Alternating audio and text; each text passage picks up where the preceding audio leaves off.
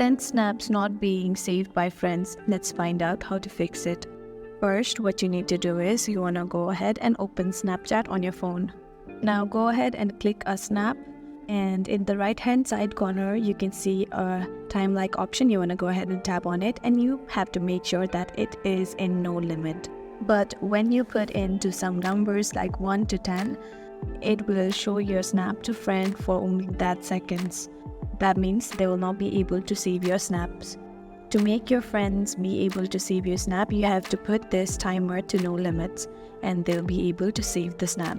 Now to send them, tap on send to in the bottom right corner. Then after you do that, you want to select the people that you want to send the snap to. After you have selected, you want to tap on send. And in that way, your friends will be able to save your snaps. You have to do the same to the video. You have to put it in the loop.